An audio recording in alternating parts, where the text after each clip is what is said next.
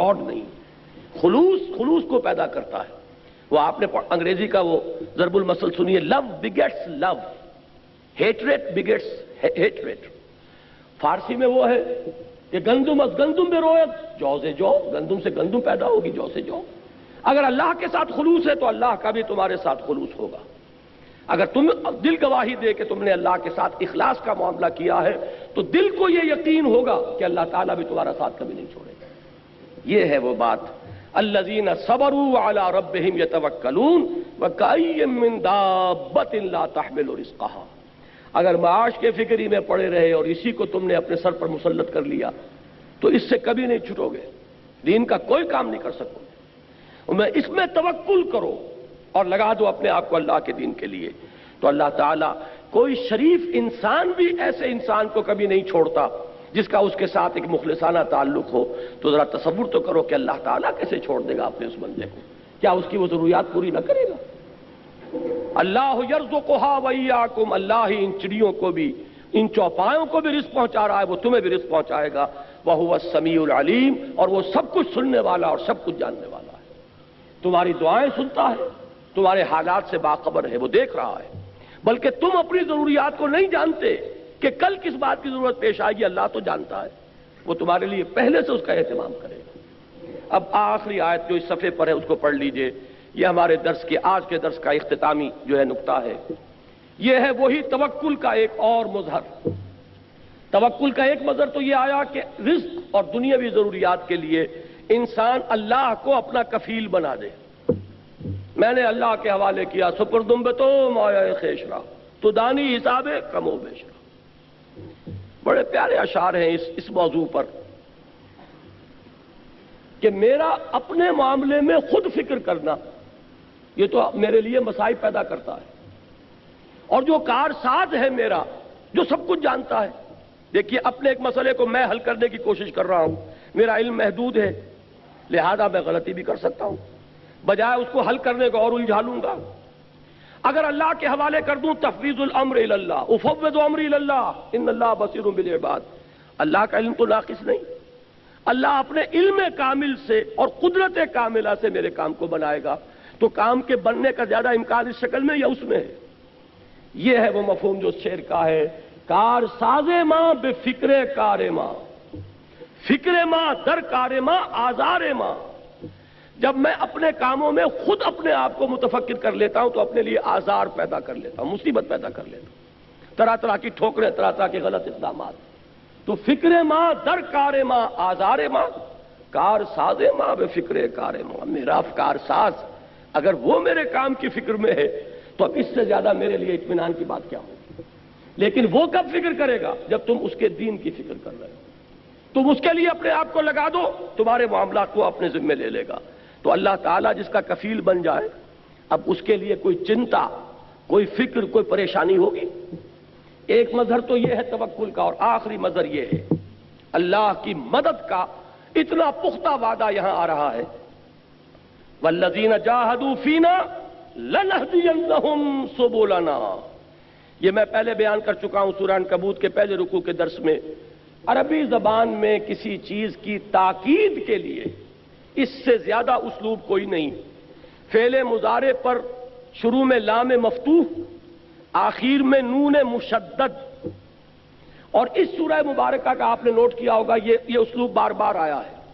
فَلَيَعْلَمَنَّ اللَّهُ الَّذِينَ صَدَقُوا وَلَيَعْلَمَنَّ الْكَاذِبِينَ وَلَيَعْلَمَنَّ اللَّهُ الَّذِينَ آمَنُوا وَلَيَعْلَمَنَّ الْمُنَافِقِينَ لَنُكَفِّرَنَّ عَنْهُمْ سَيِّئَاتِهِمْ وَلَنَجْزِيَنَّهُمْ أَحْسَنَ الَّذِي كَانُوا يَعْمَلُونَ وَلَنُدْخِلَنَّهُمْ فِي الصَّالِحِينَ.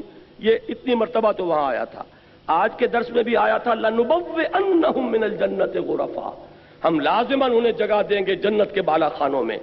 اور اب آخر میں پھر وہی اسلوب آ رہا ہے, وَالَّذِينَ جَاهَدُوا فِينَا, وہ لوگ جو ہماری راہ میں جہاد کریں, محنتیں کریں, کوشش کریں ہمارے دین کی اشاعت, ہمارے دین کے غلبے کے لیے. یہ دو چیزیں ہیں, ایک ہے دین کی اشاعت پھیلانا, ایک ہے دین کو کھڑا کرنا, قائم کرنا, نافذ کرنا, غالب کرنا, اس کا بول بالا کرنا. اس پر میری تفصیلی تقریر ہوگی پرسوں انشاءاللہ تعالی. یہ دین کا کھڑا کرنا کیا ہے, اس کے لیے آج کی اصطلاح اسلامی انقلاب. پاکستان میں اسلامی انقلاب کیا، کیوں اور کیسے، یہ میرا پرسوں کی تقریر کا موضوع ہے جو مسجد بطحہ نارتھ ناظم آباد میں ہوگی۔ کل کا یہیں پر جو پروگرام ہے اسی وقت، وہ وقت کا مجھے بتا دیا جائے، اس کا کوئی تعین انہوں نے اور کیا ہو تو۔ جی 7 بجے ہے کل کا وقت، 7 بجے یہاں پھر میری تقریر ہے، توحید کے عملی تقاضے۔ یہ میں کل کی تقریر اور پرسوں کی تقریر کے بارے میں اس لیے ذکر کر رہا ہوں کہ آپ ابھی سے طے کر کے اٹھیں کہ ان دونوں اجتماعات میں بھی شرکت فرمائیں گے۔ لیکن پتہ نہیں کہ کب تک یہ مہلتیں میرے پاس ہیں، کب تک یہ توانائی ہے، کب تک یہ صحت ہے، کب تک اللہ تعالیٰ کی طرف سے یہ مواقع حاصل ہیں۔ تو یہ مضامین جو ہے مجھ سے سن لیجئے، پھر غور کیجئے، سوچئے کیا جب کہ اللہ تعالیٰ آپ حضرات کو اپنے اس دین کے غلبے کی جد و جہد کے لیے قبول فرما لے۔ یہ میرے نزدیک سب سے بڑی کامیابی ہے جو انسان کو حاصل ہو سکتی ہے اس دنیا میں، اللہ تعالیٰ اسے قبول فرما لے اپنے دین کی خدمت اور اس کے غلبے کی جد و جہد کے لیے۔ اس میں یہ فرمایا والذین جاہدوا فینا۔ اب دیکھیے جو حدیث میں نے سنائی تھی، آمرکم بخمس بالجماعت والسمع والطاعت والہجرت والجہاد فی سبیل اللہ، آج کے سبق میں ہجرت کا ذکر بھی آ گیا۔ یا عبادی الذین آمنوا ان ارضی واسعۃ فایایا فاعبدون کل نفس ذائقۃ الموت ثم الینا ترجعون والذین آمنوا وعملوا الصالحات لنبوئنہم من الجنۃ غرفا۔ اور اب جہاد کا ذکر آ گیا جس پر یہ سورت ختم ہو رہی ہے۔ والذین جاہدوا فینا، اور وہ لوگ جو جہاد کریں ہماری راہ میں۔ اور جہاد 2 کاموں کے لیے ہوگا، دین کا پھیلانا اور دین کا غالب کرنا۔ اس کے لیے محنت، اس کے لیے کوشش، دامے درمے سخنے، اس کے لیے قلم سے انسان لکھ رہا ہے تو وہ بھی جہاد ہے، زبان سے کہہ رہا ہے وہ بھی جہاد ہے، تنہائی میں جا کر کسی کو سمجھا رہا ہے وہ بھی جہاد ہے، کسی اپنی تنظیم کے اجتماع میں شرکت کر رہا ہے وہ بھی جہاد ہے، اس میں مال خرچ ہو رہا ہے وہ انفاق فی سبیل اللہ ہے۔ تو یہ جان لیجئے جہاد بہت براڈ بیس ہے، قتال جو ہے اللہ کی راہ میں جنگ، یہ اس کا کلائمیکس ہے، اس کی چوٹی ہے۔ ایک مثلث کو ذہن میں رکھیے کہ اس کا بیس ہے اور پھر دونوں سائڈز جو ہیں وہ جا کر اوپر ایک نقطے پر مل جاتے ہیں۔ یہ بیس جہاد ہے اور وہ قتال فی سبیل اللہ ہے۔ بیس جو ہے بہت براڈ ہے، جو کوشش، جو محنت، جو جد و جہد اللہ کے دین کے پھیلانے یا قائم کرنے کے لیے ہو رہی ہے وہ جہاد فی سبیل اللہ ہے۔ البتہ اس کی آخری منزل قتال فی سبیل اللہ ہے، جو سورہ صف میں ہم پڑھ چکے۔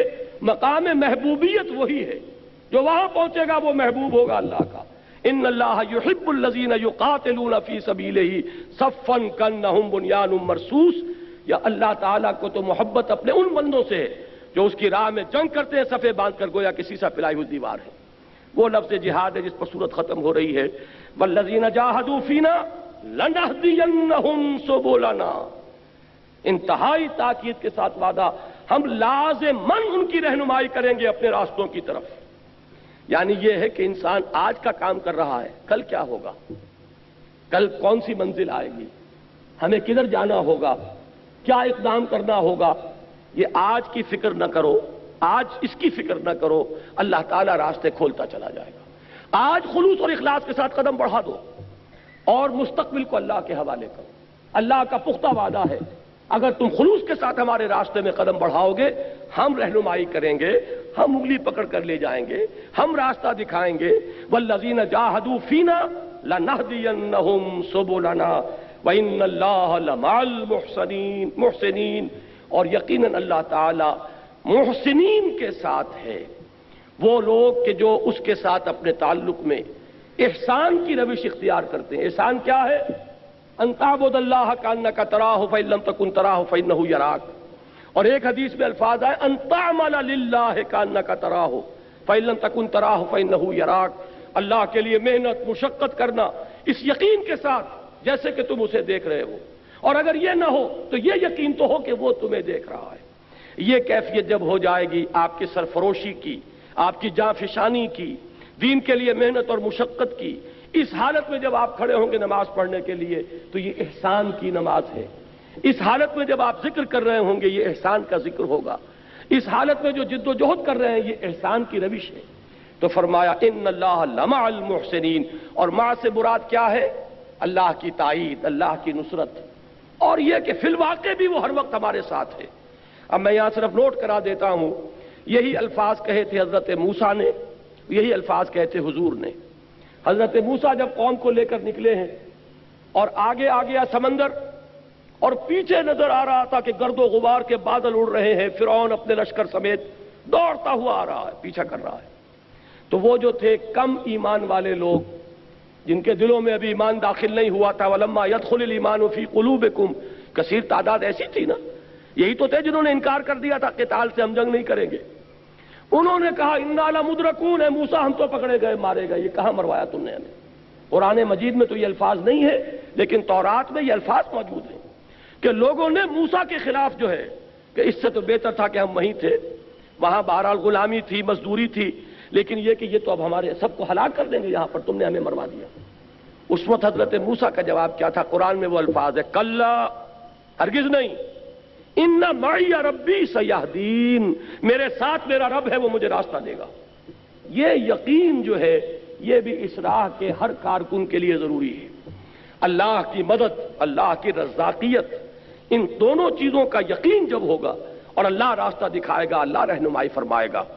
یہی بات میں نے عرض کیا کہ حضور نے فرمائی تھی غار ثور میں، جب حضرت ابو بکر نے گھبرا کر کہا تھا کہ حضور اگر ان میں سے کسی نے ایسے ہی جھانک لیا تب بھی ہم پکڑے جائیں گے، اس وقت حضور نے کیا فرمایا تھا؟ لا تحزن ان اللہ معنا، گھبراؤ نہیں ابو بکر، کوئی فکر نہ کرو، کسی تشویش کو اپنے قریب مت آنے دو، اللہ ہمارے ساتھ ہے۔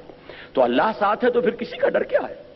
اس پر یہ صورت ختم ہوئی، وَإِنَّ اللَّهَ لَمَعَ الْمُحْسِنِينَ، اللہ تعالیٰ ان کا ساتھ نہ دے گا جنہوں نے اپنا تن من دھن اس کے دین کے لیے وقف کر دیا ہو؟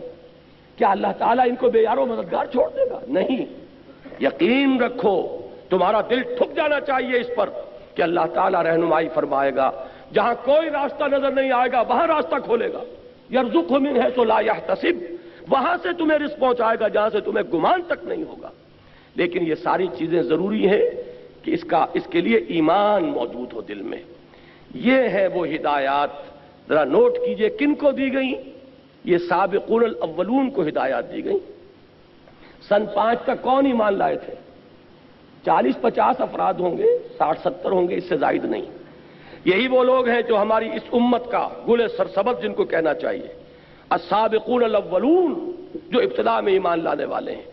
لیکن ظاہر بات ہے وہ بھی انسان تھے، جب نیزہ لگتا تھا تکلیف ہوتی تھی، جب گھسیٹا جاتا تھا سنگلاخ زمین پر تو یہ نہ سمجھیے کہ بلال کو تکلیف نہیں ہوتی تھی، جب دہکتے ہوئے انگاروں پر لٹایا گیا ہے حضرت خباب کو، اور جب پیٹھ کی کھال جلی ہے اور چربی پگھلی ہے تو یہ نہ سمجھیے کہ انہیں تکلیف نہیں، تکلیفیں ہوئی۔ پھر یہ کہ وقتی طور پر ایک تشویش بھی پیدا ہونا فطری سی بات ہے، لیکن اگر یہ ہدایات سامنے ہو، اللہ تعالیٰ کی ان آیات بینات کو انسان اپنے دل اور دماغ میں بٹھا لے، اگر ان کی تلاوت کرتا رہتا ہو، اتل ما اوحی الیک من الکتاب واقم الصلاۃ ان الصلاۃ تنہی عن الفحشاء والمنکر، تو اب اس میں صبر پیدا ہوگا، ثبات پیدا ہوگا۔ یہ بات کہ موت تو یقینی ہے اور یہ دنیا فانی ہے، یہ زندگی عارضی ہے اور وہ ابدی زندگی ہے، وہ ہمیشہ کی زندگی ہے، اس کا استحضار رہے گا تو یہاں کا بڑے سے بڑا نقصان بہت ہلکا نظر آئے گا، یہاں کی بڑی سے بڑی مصیبت بہت ہی ہلکی نظر آئے گی۔ یہ یقین ہو کہ اللہ رازق ہے تو کوئی فکر نہیں ہوگا کہ کل کیا کھاؤں گا اور کل کی کیا ضرورت ہوگی۔ یہ یقین ہو کہ میں جب اللہ کا ہو گیا تو اللہ تعالیٰ بھی اب میرا ساتھ کبھی نہیں چھوڑے گا، وہ ہر مرحلے پر رہنمائی فرمائے گا۔ یہ ہے کہ جس سے انسان کی ہمتیں بندھیں گی۔ اگر عارضی طور پر کہیں کسی وقت کوئی طبیعت کے اندر کوئی تشویش پیدا ہوئی بھی تو یہ وہ ہدایات ہیں کہ جن کو انسان تازہ کرے گا تشویش رفع ہو جائے گی، ایمان تازہ ہو جائے گا، اور انسان پھر اسی راہ حق پر، اسی عظیمت کے انداز میں، اسی طریقے سے اپنے دل و دماغ کی ایک یکساں اور یکجا قوت کے ساتھ آگے بڑھتا چلا جائے گا۔ دعا کرتا ہوں کہ اللہ تعالیٰ مجھے اور آپ کو اس کی توفیق عطا فرمائے، ہمیں دین کے اس اسٹیٹک تصور، اس جامد تصور سے نکال کر دین کا یہ حرکی تصور، ڈائنمک کانسیپٹ جو ہے، دین کا انقلابی تصور، غلبہ دین کی جد و جہد اور آرزو، اور اسے اپنی زندگی کا مقصد بنانے کی ہمیں توفیق عطا فرمائے اور ہمیں اس راہ پر چلائے۔ اب چند ذرا اکتوبر کو ہوگا، اکتوبر کا آخری سوموار۔ نمبر 4، شام الہدا کے ویڈیو کیسٹ کی ماہانہ نشست ہر ماہ کی پہلی جمعرات کو مکان نمبر 126A بلاک نمبر 1 نزد KMC اسکول ڈرک کالونی میں ہوتا ہے۔ جو لوگ اتنے فاصلے سے یہاں نہیں آ سکتے ان کے لیے یہ اہتمام کیا ہمارے ساتھیوں نے، یہ ویڈیو کیسٹ جو بن رہے ہیں یہ وہاں دکھائے جائیں، تو جو حضرات وہاں آس پاس رہتے ہیں اپنے دوستوں کو اطلاع دے سکتے ہیں، اور جو حضرات اس کا پتہ نوٹ کروانا چاہیں وہ باہر سے خاص طور پر اس کو نوٹ کر لیں اپنے پاس۔ جو حضرات مجھ سے کوئی علیحدگی میں ملاقات کرنا چاہتے ہیں ان کے لیے میں نے وقت فکس کیا ہے، پرسوں بدھ کے روز تنظیم اسلامی کے دفتر میں صبح 10 بجے سے 1 بجے تک میں وہاں موجود رہوں گا۔ جو حضرات بھی ملاقات کے خواہش مندوں کہتے رہتے ہیں، پوچھتے رہتے ہیں، تو وہاں تشریف لے آئیں۔ اور تنظیم اسلامی کے رفقا کراچی کے تمام جتنے بھی یہاں کی 3 تنظیمیں ہیں ان کے تمام رفقا نوٹ کر لیں کہ ان کا ایک مشترک اجتماع جو ہے اسی روز پرسوں بدھ کو عصر سے مغرب تک ہوگا وہیں تنظیم کے دفتر میں۔ بس یہ اعلانات تھے، اب دعا مانگ لیجیے۔